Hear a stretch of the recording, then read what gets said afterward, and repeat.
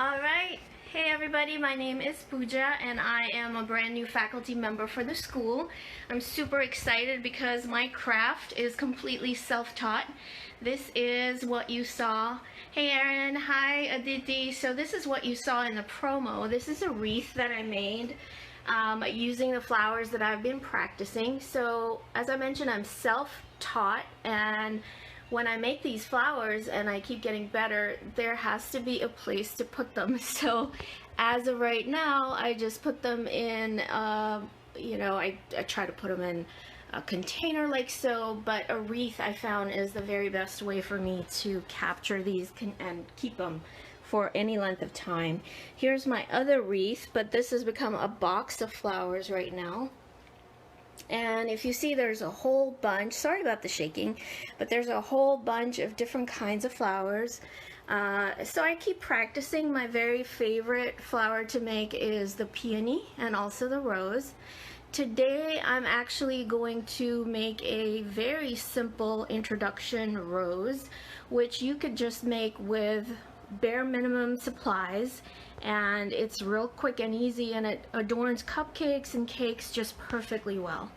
So I'm going to show you the materials that I use, and when you come to the workshop, hopefully, life will be back to normal soon, but when you come to the workshop, hey Kathy, so when you come to the workshop, you will be provided the materials. It's part of the course fee for the summer workshop, but there are just a couple things that you have to bring yourself, such as an apron to protect your clothing, or also like a rolling pin. So just some very simple things, a pair of scissors, but everything else is going to be provided to you when you come to the workshop.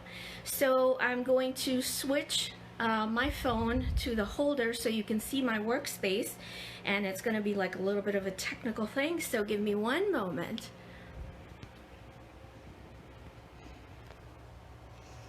Alright, so what I'm doing is hooking up my phone to watch my workspace, and I'm going to try and zoom in a little bit if I can. Okay, there we go. Alright, so I'm going to show you some of the roses that I have done. Now these are a lot of practice. So this one I made very recently, actually last weekend, and I painted it after it was dry. Some of these I just practiced. I really like using different colors and shading. This one, I think, so far is my very favorite, and I've managed to also break it, if you can see over there in the end. But what makes this absolutely beautiful is the sheer amount of layers that go into this rose and the shading. So I used an ombre effect with the different kinds of materials and gum paste and coloring to get this. We can get there, we just need to practice. So today we're going to start with like a very basic rose, but this is just to keep your eye on the prize. You can get here. So with that, I'm going to show you the materials that we're going to be using, and I'm going to zoom out. Thank you, Maria. Thank you, Sarah. Okay, I'm going to try and zoom out. Okay, maybe it's not working, but hopefully you can see my work surface. So to start off, these are the cutters that we're going to be using. This comes in a set of 3, and this is called the easiest rose cutter ever, and they're fairly inexpensive, but I will be providing these in the class just to get you started on how to work with the materials. So today we're going to use the medium size. You're also going to need a foam pad, and this is double-sided. It's fairly thick. It's got holes for different applications, but this is craft foam, and it comes exactly like this with two different sides. You need a rolling pin. A wooden one will not work because it has texture, so this has to be a fondant rolling pin. It's perfectly smooth. Some other tools that I use, this is a water pen. So this is used to glue the flowers, the petals, etc. And you can use water, you can use gum glue, you could use edible glue. This is just a little glass container of water because the glue that I like to use these days is water. These are formers. These are called formers. This one's from Wilton. This holds the shape of your flower if you needed to, so that the petals don't flop over. And just a cupcake liner, which also makes a great former. One of the most important tools is this one. This is called the ball tool. It's got two ends to it, a smaller one and a larger one, and different applications for it. When you use the larger one to thin the petals, you get a more smoother finish. When you use the smaller one and really dig in, you can really ruffle the gum paste. This is just a craft knife. It's also from Wilton and it's double-sided. It's got a needle tool on one end and a cutting tool on the other. This is my favorite modeling tool. This is called a Dresden tool, and it's flat and rounded on one side and it's pointed and skinny on the other. So this is really good for texturing your petals and also making sure that they're not sticking together. It's an all-purpose tool. This is called a veiner, and hopefully you can see the texture that is on this little chopstick looking thing. So when you roll this back and forth, you can texture each petal, and that's what's pretty interesting about this. I've also got vegetable shortening. So you want to use vegetable shortening, not butter, nothing else, because it will go rancid. This is cornstarch. You can also make like a little dusting pouch yourself. These are gel food colors. This is what is used to color the gum paste, and you don't want to use the liquid colors that you find at the grocery store, because the enemy of gum paste, which I have right here, the enemy of gum paste is liquid and water. And actually it's so humid since yesterday. There was a flower that I made just this morning and it's taking forever to dry. Usually within a few hours the petals can hold their shape, but because of the weather it's taking its own sweet time. So with that, I'm going to get started on talking about how to make this. So the couple of things that we need are the corn starch and your vegetable shortening, because when you take out a piece of gum paste, whether it's pre-colored or it's fresh from the box, it's a little bit tough. So you need to knead it and you need to make it softer and more pliable. So it just takes a very short amount of time. And quickly, I want to show you the difference in the two colors. I made these yesterday to show you. Hopefully we can do like a little trick and do an ombre effect like the big rose that I showed you. But there's a very subtle color difference between the two. Just enough to make a difference when you look at the rose when it's completed, but not enough that it goes from a very stark color like a black and a white. So here we are. I'm going to dust my surface with some cornstarch. This particular surface that I have is actually super sticky, so I have to use a little bit more. Taking your rolling pin, you want to get this as thin as you can without tearing it, and well, here you go, we tore it. So the thing to remember here is when you're starting out, you will not be able to get it as thin as you will as you go along. So it's completely fine. I like to make it thin enough that you could see the marble veining through this, but if that's not how thin you want it, it's perfectly fine. It works just great when it's a little bit thicker. But this is about 1 mm in thickness. Now here's a sneak trick. I use a pasta machine to get all my my petals the same thickness. So that really helps when you're making the rose that I showed you with multiple. That one's got about 46 petals. So it really helps when you've got the same thickness throughout. Alright, so we're taking this cutter, which looks, well, what is she going to do with this silly looking thing? How are you going to make a rose out of it? So you just press down. Now, plastic cutters are, they cut a little bit differently than stainless steel cutters, and it's a less precise cut, even though the plastic is pretty sharp by itself. Sometimes you get like a frayed edge, sometimes you get it sticks to the plastic, so you aren't able to get it to come off. All of that is okay. I like to turn it over and run my finger when this is stuck to it, run my finger just to make sure that the gum paste actually cuts through all of that. Any excess gum paste, you want to always roll it up and keep it, because once this dries, you won't be able to use it.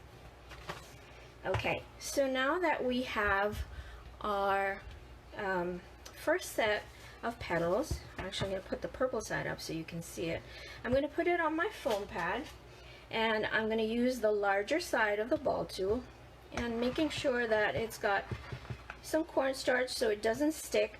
I'm going to thin out the edges. What does that mean? So I'm going to take the ball tool and put it half on the edge of the petal and half on the foam board. So like this.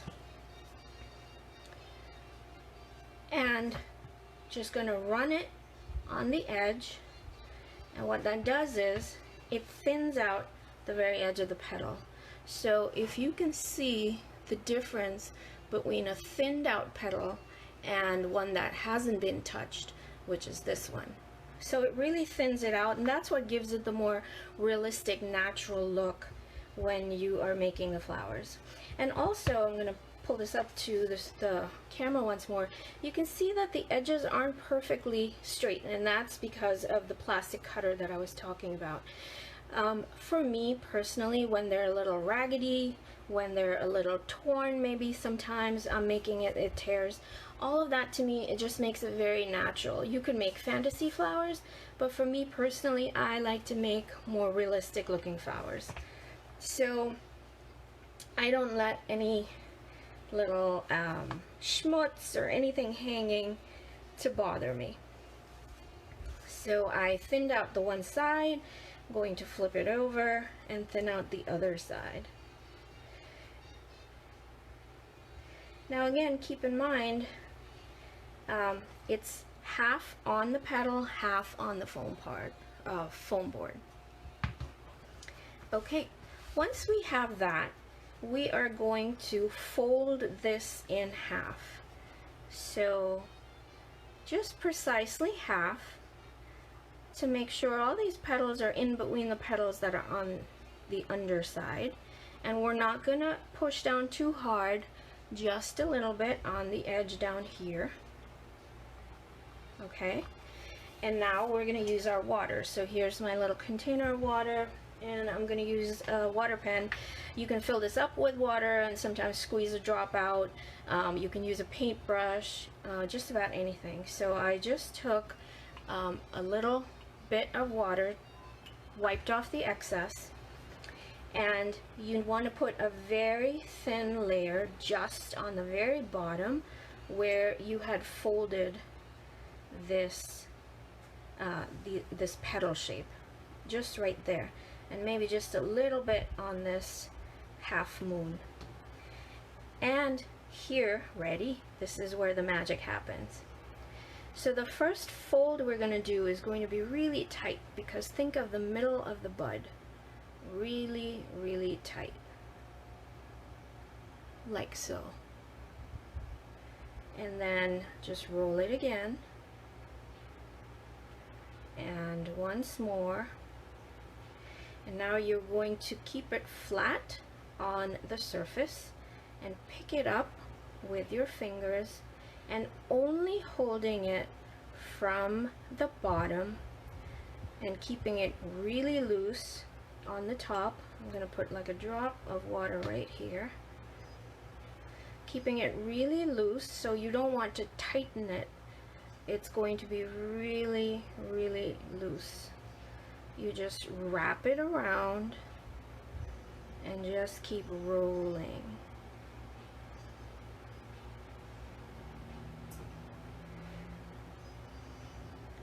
Now the looser you keep it, the more open the flower looks. The more tight you pull it, the closer it looks, more like a bud. So I'm coming to the end of it, and I'm just going to put a little bit more glue right here so that I can stick the very edges of it. Alright, and then on the bottom, again, not touching anything above, on the bottom I'm just going to squeeze so that we have like a nice tight hold. So already, you know, it's cute, it looks like a little bud, but we can make it better by opening up these petals, and this is where the Dresden tool really comes into play. So I use both sides, but I find the rounded edge is gentler because there are no points to it, and I'm just going to make sure that the petals are separated and they're not sticking together. Because the weather has turned humid, you are going to find that your gum paste is more sticky and you're not getting the separation of the petals, and that's fairly common, but to troubleshoot that, you can use more flour to make the gum paste drier. And it's actually working out for me today because it's humid. This work surface needs a lot more cornstarch, so it's making the gum paste drier to begin with. So there you have it, your very basic first step to a rose. And this is a closed rose, and it's more like a bud than anything else that's just about to open. So as you continue to add layers, this rose is going to start to look bigger, and the outer layers you're going to work in a little different way to make it look like it's a rose that's unfurling. So we're going to get to that with the lighter gum paste. Usually I do at least a couple of colors, and then I mix some of the lighter color with the darker to give a more graduated look. But today we're going to go straight to that second color I showed you. And because this is live stream magic, I actually rolled out these petals beforehand. Yes, Maria, it's, you know, you kind of think, wow, what could possibly happen with these, and then the magic does happen. So I rolled out 3. We may not use all 3. As a sugar artist, you kind of decide whether you want to keep going, make it bigger, make it smaller, and it's always a good idea to make different sizes, like this example that I showed you, where you've got different sizes. Here's a bud. Of course, these are different roses. These are made with individual petals or with a 5-petal cutter. So, but you know, when you're doing an arrangement, having different sizes really makes it look more natural. So we're gonna keep this to the side and take the next petal shape, which is very sticky, but hopefully we'll make it less sticky in a minute.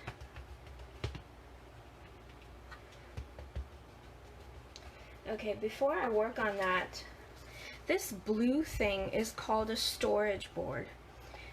This one's made by Wilton, and it's got like a thicker cardboard covered with plastic and 2 layers of plastic on top of it. And you need this because when you pre-cut your petals, you can't cut them too far in advance. So I just did this about a half an hour before class. So this prevents it from drying out, because the one thing you don't want, or 2 things you don't want it to get wet with humidity, and you don't want it to dry out. So this really works. You don't have to get the storage board. You could just as easily use a Ziploc or you could even use a sheet protector and cut out the edges and just insert it in the sheet protector. Okay, so I've dusted this. I'm going to take the ball tool again, and we're going to do the exact same thing, which is thin out the edges.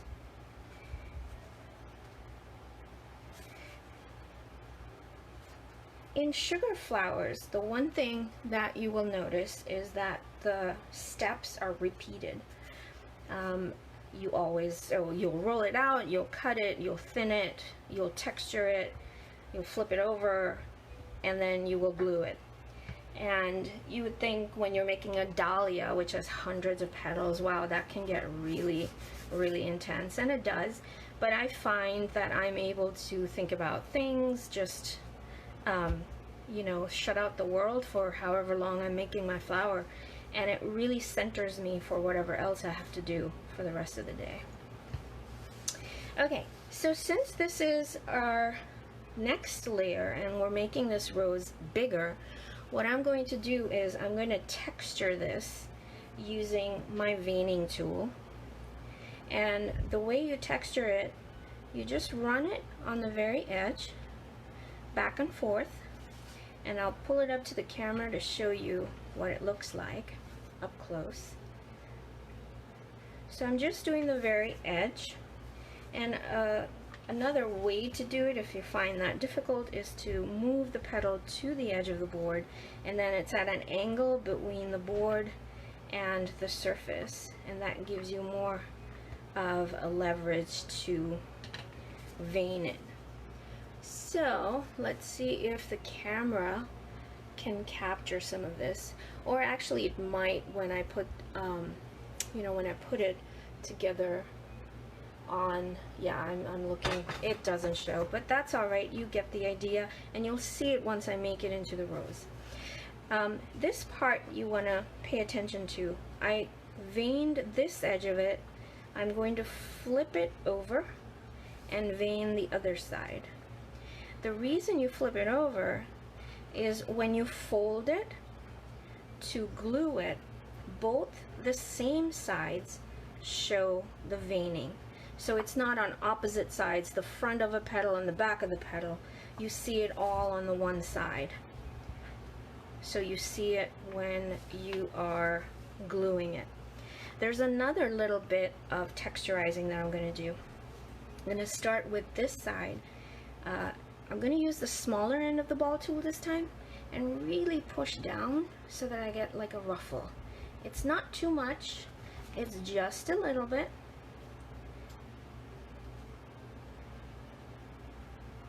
Like so. And then again, you flip it back because this was the veining side, and you do the same thing on the other side.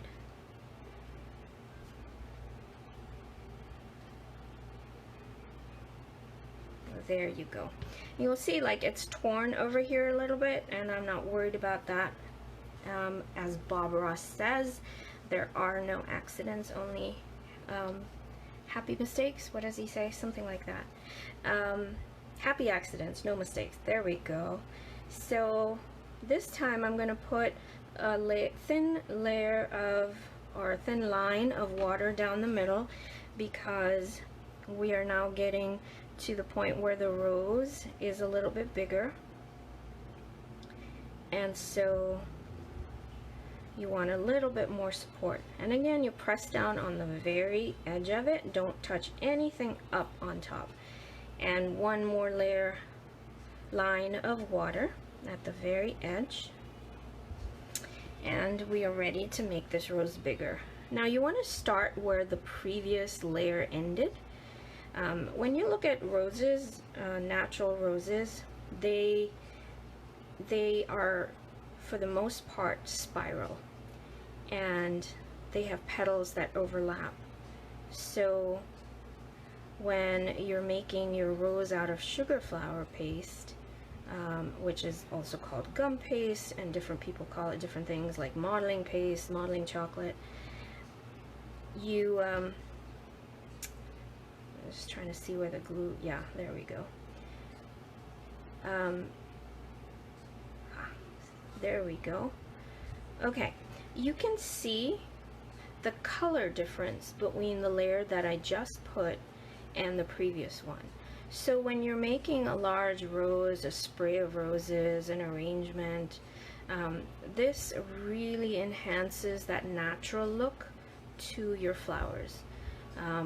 Once again, I'm pressing the very bottom of it where the waterline is, and I'm going to flare out these petals so that the rose looks more open.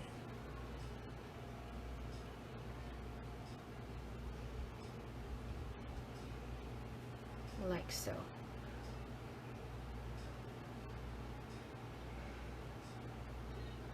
Alright, let's move on to the next layer.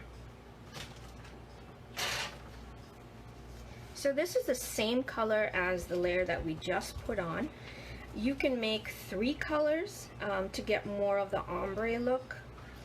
You could put less than, you could just do 1, because you might want to dust the middle of it to make it look darker anyway, so you don't have to color the gum paste. I like to do it both ways because sometimes when it's a white flower and you dust it, it gives a whole different look to it than when it's a colored gum paste and you dust it after that. Okay, so back to the same steps, using the larger end of the ball tool, going to thin out the edges.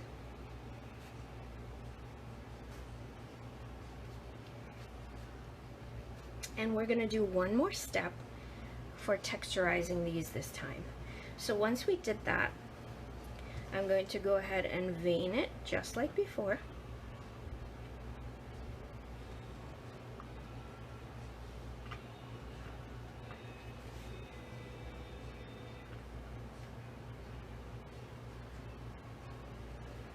Flip it over and vein the other side. Now remember, you're only wanting to do the edges because the middle of the flower, which is now the bottom, the middle of the petal, which is now the bottom, you don't see anything. So you're really only concentrating on what it looks like, the display portion, if you will, not the behind the scenes stuff. So you don't have to get this veining tool. You could just as easily use a bamboo skewer because wood has a grain to it, a cocktail stick, a toothpick. There are so many things you could use. Even the Dresden tool works really great to make lines and veining, so all of that works. Okay, so after we've done the veining, we're going to do that ruffling. So I'm taking the small end of the ball tool and really digging it in so that we get that little ruffle edge. Then I'm going to flip it over and do the same on this side. So all of these steps we had done in the previous layer. The new step for this layer is I'm going to use the ball tool and I'm going to cup these a little bit. What does that mean?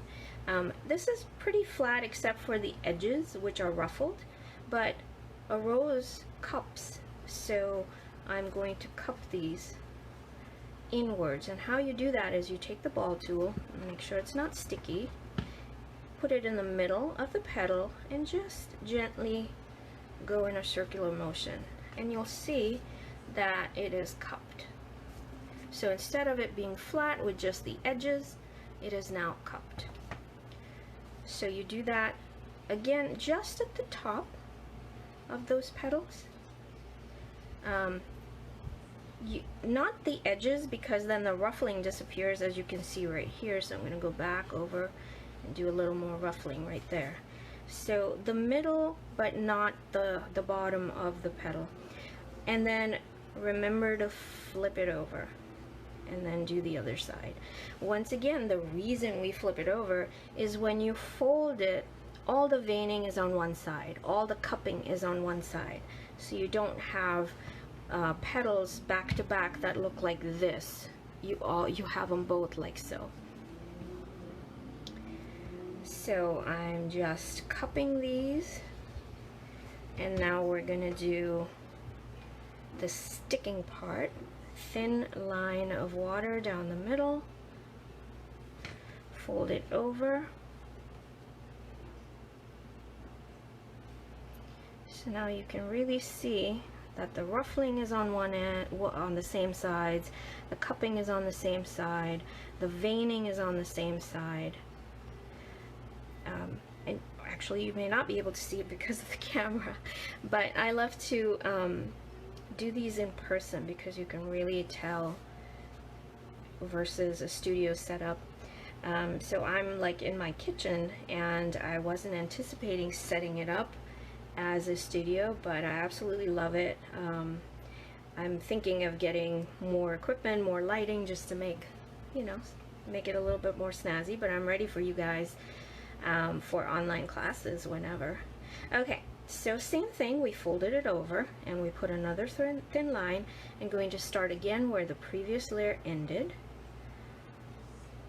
and just pushing down on the edge and keeping it a little bit loose, not going to touch the tops, and I'm not going to pull it so that it's tight. I'm actually pushing so that I get more of an open feel. So once again, if you pull it, it's tight, but if you push it, it's an open flower.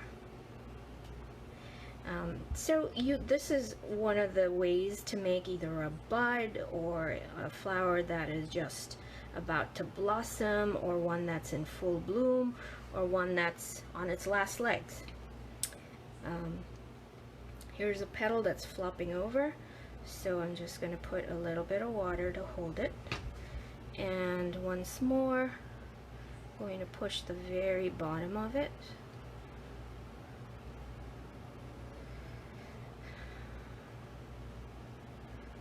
And I think this needs one more little drop. Using the Dresden tool, I'm going to make sure that the petals are separated. If your gum paste is sticky, they will stick to each other. So the best thing to do with this kind of a flower is to use cornstarch to make it drier between the layers. Another thing that you could do is to leave it to air dry for like a minute or 5 minutes, so that it's no longer sticky and it's actually a little bit firmer, and that way it won't stick, because with the humidity, all bets are off.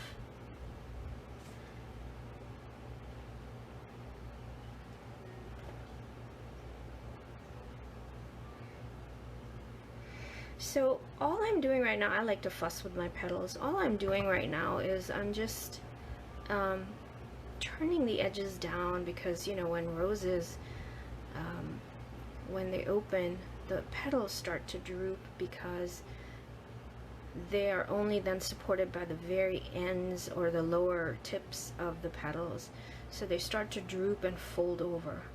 So I like to do that with even my basic flowers. I think it just adds a little bit of a touch. So there you have it. That is your very basic, very quick, almost 30-minute rose that was made with 2 colors, and we did 3 layers. We had an inner layer and 2 outer layers. You could keep going. You could make this rose this big, and once you get wider and wider with your petals, you switch to the larger size cutter. Right now we're using the medium. The smaller one makes little bitty buds, but there's just no end to how many different kinds of roses you can make with the one cutter. Each rose, if you'll ever go to a florist, or I go to Whole Foods and I take endless pictures, they're sick of me, like, aren't you ever going to buy flowers? You just take pictures. I just zoom in, and I'm just fascinated by the anatomy of it, and so I've been looking at botanical drawings to see how each one might be different, because sometimes sugar artists make these flowers as a fantasy or something very simplified, and it's not very anatomically or botanically correct, and I like to actually do botanically correct pieces. So there you have it. Actually, let me put it in a cupcake liner and make it look all cute for you. So if you'll give me one moment to pick up the phone.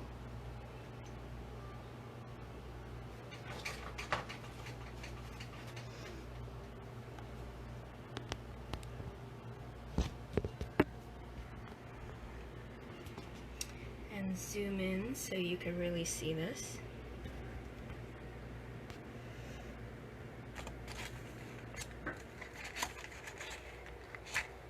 And you can see all the little layers. And this thing is only about an inch tall. You know, it's only about an inch tall and probably about an inch or so wide. Now imagine this sitting on top of a cupcake, or a bunch of these sitting on top of a cupcake. So that's how these things look so cute. Hey, so yep, that was my little demo of a very easy to make sugar rose. What I would love is for you to comment on steps that you may want to see or to do more if you're ready for an online class. I'm just really super excited to be part of the faculty at the art school, and I can't believe it. The family's actually been going to the school to learn for 4 or 5 years. My niece actually just enrolled in a manga class. I think she's also on level 2. She did the second one, so currently she's in school. And this online stuff, I didn't anticipate having to do a studio in my kitchen, but I'm excited about it, and I'm looking forward to seeing all of you, hopefully in more online Zooms or Facebook Lives, but certainly in class at the school. Thank you so much, and Erin, thank you for being here as my support. But I will see you guys later. Let me know if you have any questions. My Instagram is Made with Sugar and Love. I'll see you guys soon.